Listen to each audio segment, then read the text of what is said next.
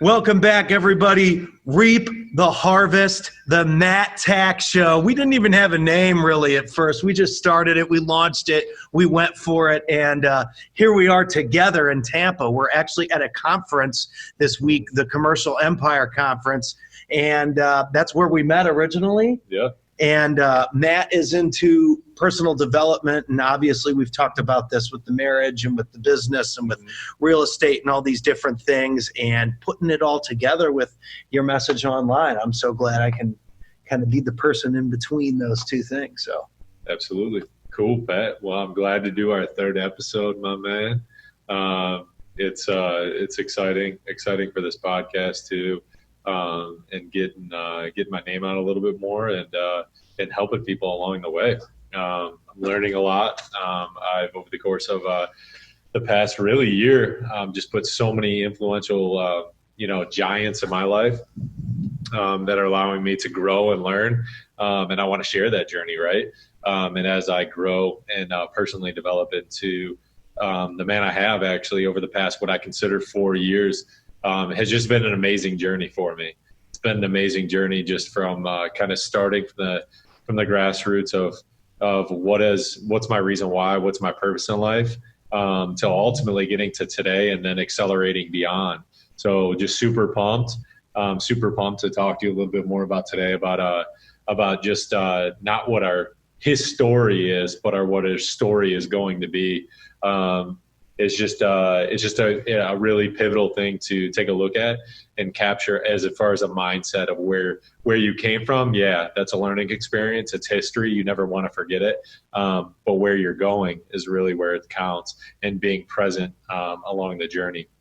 So I know we touched about that on some other episodes, but I wanted to bring Pat in here again for this one because Pat's going through an amazing journey right now, like really a revolution of growth and what he's seen over the past probably like 6 months, just diving in, targeting people that he wants to surround himself with, and then take himself to the next level. So we'll feed off of him a little bit, and then just kind of give my story too, of like where I came from, quite honestly, and then where I am today, and then where I see myself going as far as what I want to make my story, right? So I'll give you a little bit of a testimony. Ed Milet said something really well: let your test be your testimony. I'm definitely going through a lot of tests, right? Even now, before, but just to transparently kind of take you through what my life has looked like. So born and raised southeastern Michigan, couldn't have been a better really life growing up. My parents were just awesome people. And just shout out to my grandmother. She's she's in heaven right now. She actually died this past Thursday, passed away, but influential piece in my life.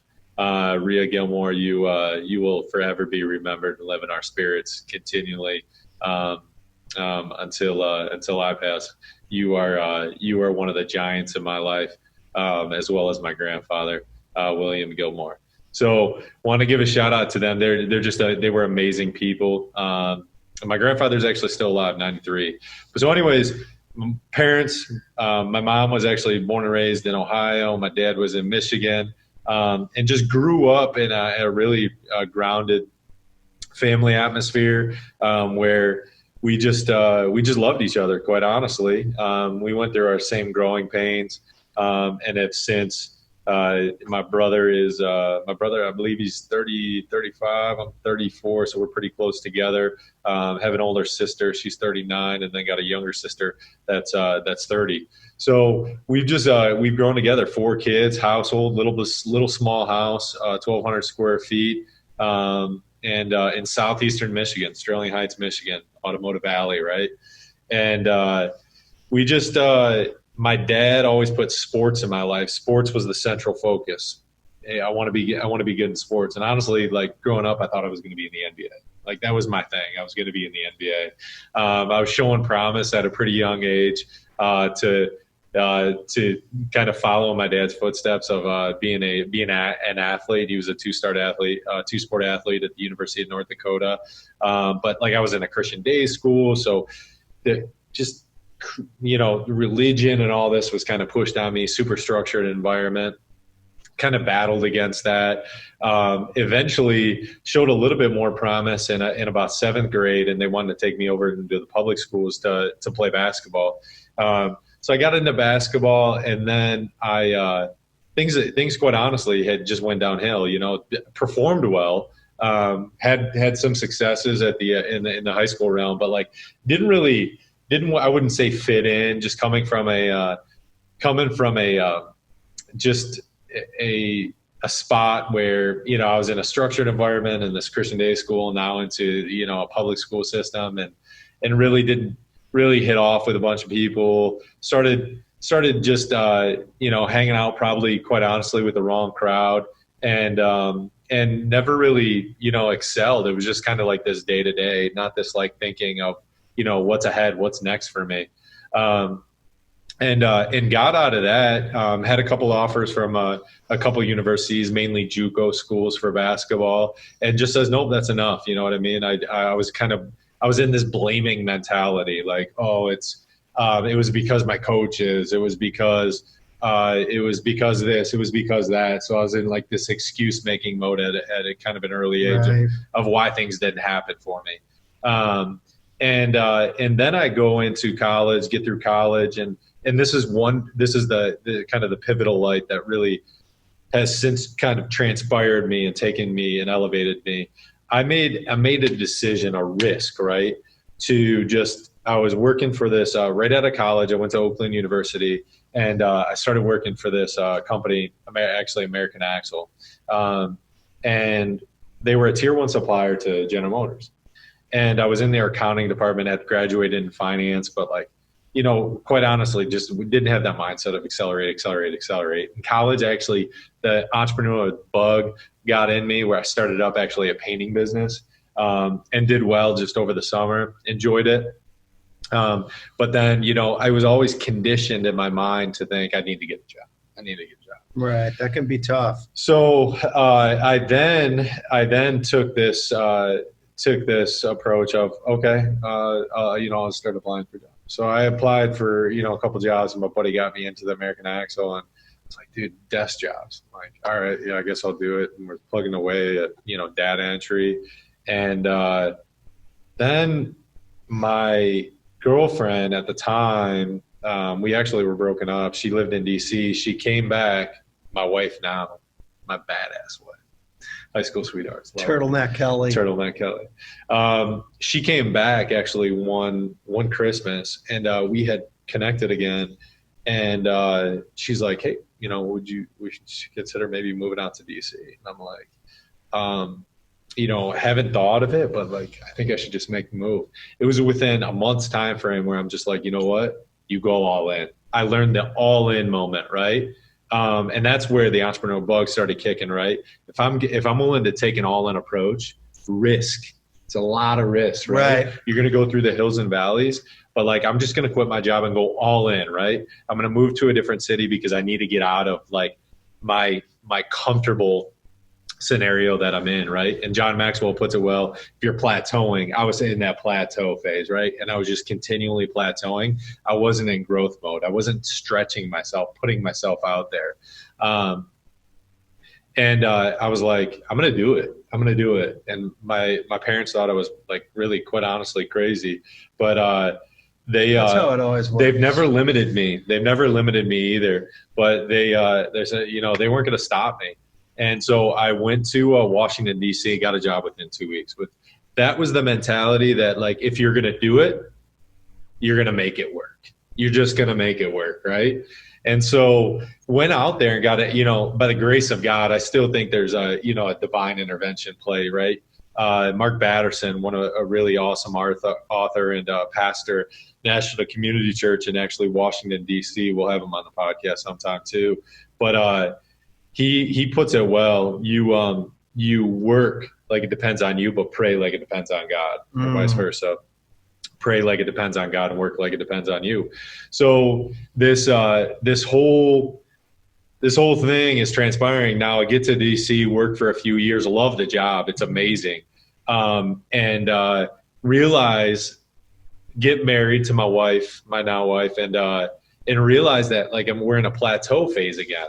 And I was just like, let's do something new. Let's get adventurous again. And the stretch was like, how do we move away from DC? What does that look like? So I remember in February, it was snowing in DC. We get down to Florida. We're actually going on vacation. And it's like 80 degrees and sunny, right? Indian Rocks Beach, beautiful, unreal. And so we get down there. And I have no clue why we left, though, either, Pat, because it's crazy. We're in it was the inauguration of Obama that month, and we missed it. I'm like, dude, why the heck did we not stay? Not to get political, but I mean, that would have been amazing. Well, yeah, I mean, right? To be it's there just cool to be a part of, no matter where you stand. So yeah, so it was cool, and so we get down there, and I'm like, babe, like you're finished up with law school, let's try Florida. Like, this is amazing. 80 degrees and sunny. This is unreal. Right. So we get down there, and we just fell in love with it, within a week's time frame, not knowing what it was like to obviously live down here. Completely different story. But it has been amazing, by the way. We love Tampa. Also love DC. Miss DC. So anyways, we get down here, and then within 6 months, we decide, we're plateauing in DC. We got to figure out our next plan for growth. Second pillar, right? Risk. Coming down here, knowing no one, creating a new community, got to figure it out, right? So we get down, and we move down here like 6 months later, don't know anybody, don't know a soul, and I hate it. That's when you know you're growing, right? That's when you know you're growing. And what do you always want to revert back to when you know you hate something and you're in a growing phase? Mm-hmm. Something that's comfortable, right? Oh yeah. You want to go back to something that's comfortable. Absolutely. So I get like where you're like it's like a dog in water. Like you're just I gotta get to ground. You know what I mean? This is too much resistance. And so I remember I was working from home and not really getting engaged and like, where am I going to be? And it just happened. Like we were actually looking for houses at the time too. And who knows why, I was ready to move back to DC. My wife hadn't found a law position yet. And we're like, what should we do? Like, should we move back to DC? And then we buy a house. We buy a house in Tampa. Like, I'm still trying to figure out like why that was the thing, why that was the rational move. But obviously it was divine. So we're still in Tampa right now. So this is 6 years later, and we built this whole new community, right? We have like surrounded ourselves with amazing people. But that was the second pillar, right? That was the second pillar of growth for me. Not really, maybe not even knowing at the time, but like that was the second pillar of growth. That like we moved down to Tampa, we got to make things work. You know what I mean? It was like the sink or swim environment, fight or flight. And we chose to fight through that, right? Creating a whole new ecosystem is unbelievable. And then that then leads into like today, right? So that started the entrepreneurial movement. We bought a house. I started house hacking. I got into real estate, dabbling in real estate while I had a full-time job. And then I get into this one job, right? And while I'm doing real estate kind of on the side. And I really wanted to understand sales at a higher level. I had done consulting and wanted to understand sales. I knew sales was like extremely important in life. I'd always been talking to people about, they already knew they wanted my services, right? But like, I never really knew the other side of the envelope where people maybe like, they don't want your services and you gotta talk them through that. How can I provide a solution for what you need? Identifying those needs, right? And then it's the whole business shift of like seek to understand before being understood. And as a consultant, you're like, oh, like, yeah, I understand now. Like I've done this. Now here's the way you should do it. Telling people. And sales is a little bit different because then there's a handoff period. You really, really, really, really have to understand, right? In consulting, they already want your services, but in sales, that it's a little bit different model. So I did this job, and man, it was good. It was really good. But I also knew that my entrepreneurial itch was like I don't want to do this for somebody else. I want to do it for for Right. myself. And so like then now that's where I'm shifted, right? Now that's like kind of my third layer of growth. I know there's going to be many, many more. And as we're going through these podcasts and like kind of documenting this journey, but there's layers of growth, right? I never want to like plateau. I'm always in this area of growth, not always in the area of growth. You do want to plateau. John Webb Maxwell absolutely says that is extremely pivotal to acclimate yourself to environments, right? But then once you become acclimated, you need to look for the next area of growth. You never want to plateau for too long. John Maxwell's like 70, 80 years old and still looking for opportunities to grow. So that's where I come into play. I'm always trying to feed off of these various giants in my life that can allow me areas to grow. Now that I'm in, we're at a commercial real estate conference even right now, and I'm looking for, the pillars to identify where my next area of growth is. And personal development has always been extremely important to me. I say all that, right, to wrap up, but to say I've had a lot of failures, right? As far as what my history is, right? I really was that, I was that kid that really didn't fit in high school. I had a homosexual brother that, quite honestly, people, I was pretty good at athletes, but like I wasn't extremely good with girls or anything like that. And I was like, I don't know. Don't get me wrong, girls like me, but I wasn't good with girls. I was like shy. I was awkward. I was coming into a new environment in high school, and it was weird. It was one of those things where I'm like, what am I going to do? My social dynamics were a little bit off. And like, how do I grow again? Right. So I have these layers of like where I'm going. But one thing I'm able to do, right, is not make that my history, but not where my story is going to be.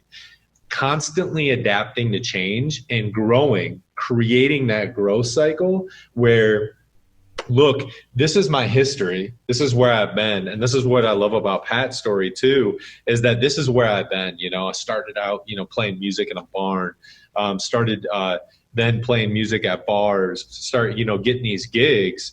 But like he's been, if you think about it, these past stories have been your history, your tests have been your testimony, right?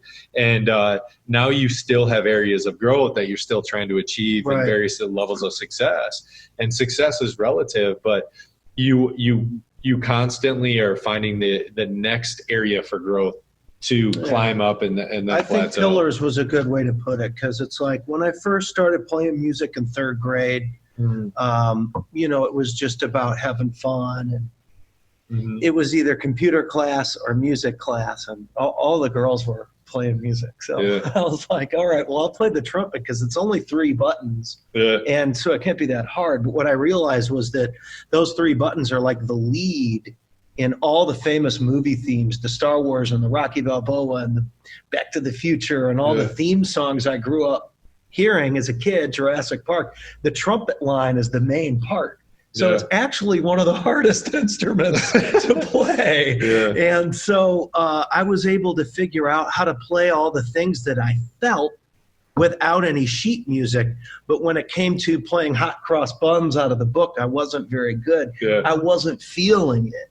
It didn't call me. And I think that calling is what I've really started to talk about, is that I think I was so busy just playing gigs and traveling all over the country and working with these artists and working with that artist and booking tours and marketing myself and marketing and documenting my story and all these things that I've been doing my whole life, focusing on just getting that next $100 or that next $200 job. And I never really told the story of how I'm now at these business events and how those content creation skills were the videos and the funny little tunes and my personality that got the attention of Gary Vee and Grant Cardone and all these big name entrepreneurs, and kind of pushed me over the edge of getting into these conferences and meeting people that are following their calling and following this entrepreneur, impactful voice within them. And Right. I think that not everybody is as crazy outgoing, yelling on the stage and singing in the hallways and stuff as I am, because I've done that my whole life. Right. And so how can I use that talent for people like you that have a personal development message to get out to the world? Absolutely. And that's why we're starting this show. And we're not worried about if it looks perfect or if it looks like NBC Studios. We're worried about the message impacting people. Absolutely. Way before anything else. Yeah. That's number one. And when we started this thing, we didn't have a name or anything. It was just Matt Tack recording. Yeah. And I think that it's important for everyone to understand that you are not voiceless, that you have an impact, and you have the nickname, the acoustic force, that some guy gave me at brunch because I was really loud while I was trying to talk to his wife on Sunday morning. There is an acoustic force inside of everyone. And that could mean, God's calling, like I've talked about with Tim Story recently, who's become a friend of mine. It could be your calling as a parent, as a mother, as a provider. It could be, you're into, yoga, and that's your calling, your healing, your meditative purpose to the world is to bring healing to others. But I think that there is a voice inside all of us that can impact others. And so I saw that in you, and maybe even before you saw it in yourself. And I called this guy literally 30, 40 times a week. And I'm like, we got to do this, because this is where my life is going. And I see an impact that you can make on people with your message, and with the relationship you have with your wife, and the relationship you have with your kids, and the relationship you have with business people. You're not just doing business to make money, you're doing business to make an impact. The Maria Lita Foundation is a part of your business, where he's planning tours and trips to Latin America to help grow areas of Latin America and give people in that area and here an opportunity to grow together and build that. And even in potentially the real estate department, maybe even some growth as far as that as well. And so development of ourselves can also mean development for everyone around us, development for the communities, development for, building. I mean, that's crazy. I never thought that maybe I could help someone get development in another country, and that's a possibility now. And it's really incredible that starting off playing in barn corners and stuff like that turned into me taking all these tools and all these videos and audios and recording and song and voice and using it to do good for the world. It's an incredible thing that is possible now because of the internet and because of this opportunity that we have as modern entrepreneurs in the digital age.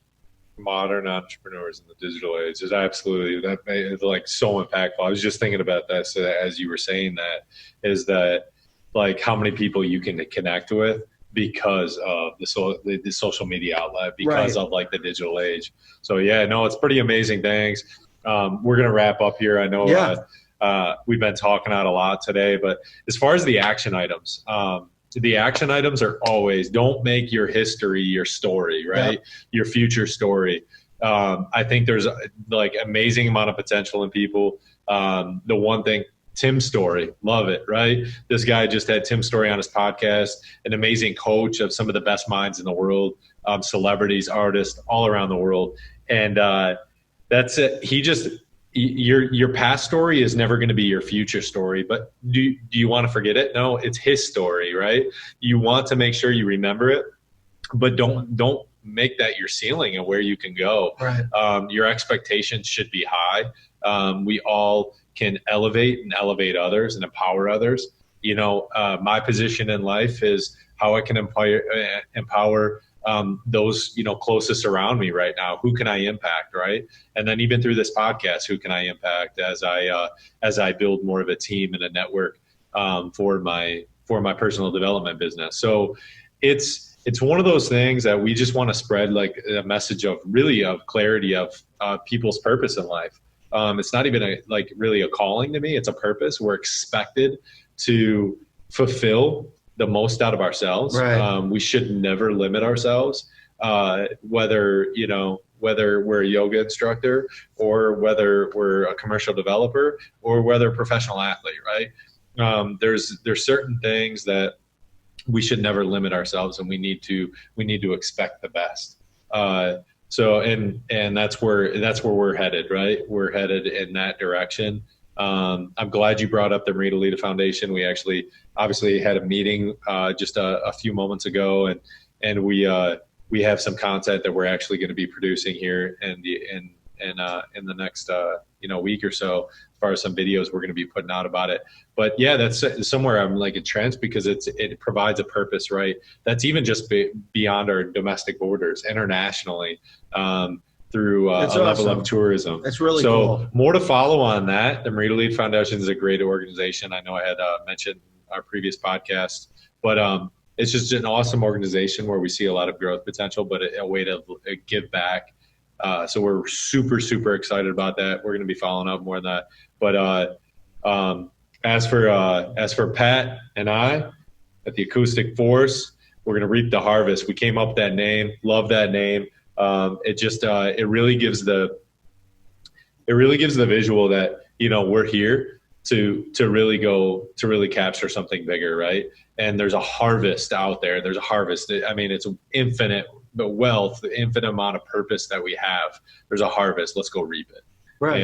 And I think that it also requires us to plant the seeds for our minds, plant the seeds for who we want to surround ourselves with, and allow those things to blossom so that we can reap that harvest. And absolutely. Another thing, before we get off, Tim Story mentioned was, dude, don't fold while your purpose or your calling is unfolding.